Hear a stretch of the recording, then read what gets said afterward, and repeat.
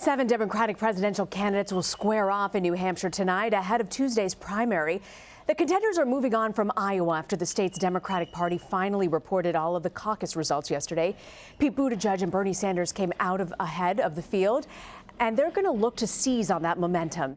CBSN political contributor Lynda Tran is on the ground in Manchester, New Hampshire, and she joins us now. So, Lynda, when you look at this Monmouth poll, many voters say that they're somewhat open to supporting a different candidate on Tuesday. What are you hearing from the voters you've spoken to? Well, this is something that we're seeing play out everywhere we're going. The breadth of the field and the number of candidates and options that are facing voters this cycle is just unprecedented. And as a result, people are kind of shopping around and they're considering very deeply what are the plans, what are the proposals, what are the details about these individuals with one goal in mind. Who do they think is most likely to be able to take on Donald Trump in the general? So the most recent polls of likely New Hampshire voters have Buttigieg and Sanders leading the field. What do you think about the other candidates? What do they need to do tonight to bolster that support before Tuesday?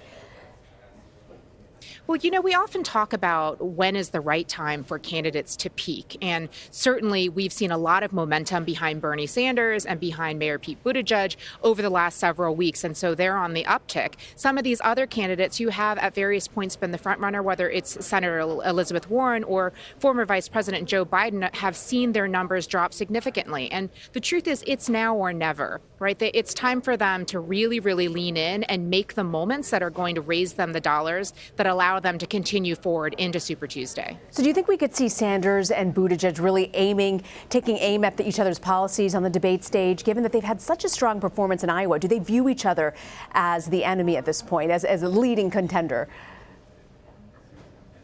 Well, I think it's going to be so interesting to see them on stage tonight for the first time neck and neck. I mean, if you were to look at the cast of characters that are going to be debating, you couldn't pick two people that are, frankly, much more different than the two of them, whether you're talking about their policy difference or their substantive experience in office or, of course, their generational age gap. And so Bernie Sanders, as we all know, had an overwhelmingly decisive victory in 2016 in this state.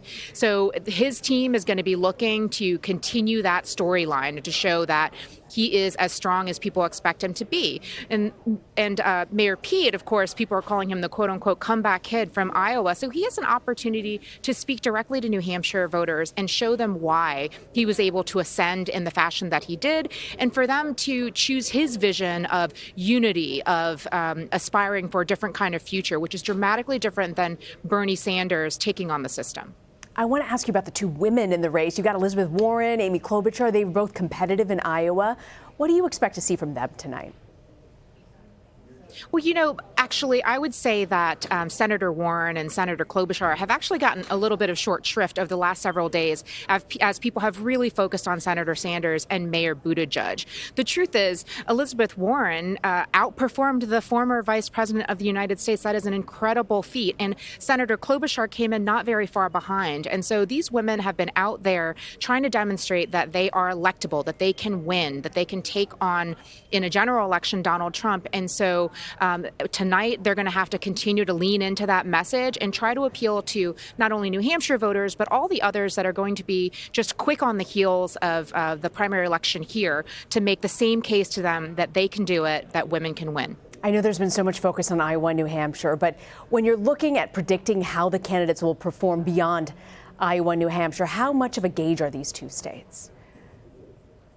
Well, Iowa and New Hampshire have both come under some criticism over many, many cycles over the fact that their populations don't represent the diversity of many other states that are going to be in play and the nation writ large. And so typically the way that we think about these two states is that it's really a narrative game. So first off, Iowa had the results played out a little bit differently earlier this week, would certainly have started a storyline that is much more clear than we're seeing right now. And then typically New Hampshire Hampshire either shuffles things around, as we've seen in past cycles, or it builds on that story. But it's all narrative based. And why that's important is because that allows the candidates to raise the funds that they need to continue to build their organization, to continue to win and compete in these upcoming primary elections. And I don't think that's any different in 2020 than it has been in other states. I just think that New Hampshire may be even a little bit more important than others have seen it in the past because of the muddy results coming out of Iowa. Lynda Tran in New Hampshire. We look forward to more from you tonight. Lynda, thank you very much for joining us. Thanks, Rena.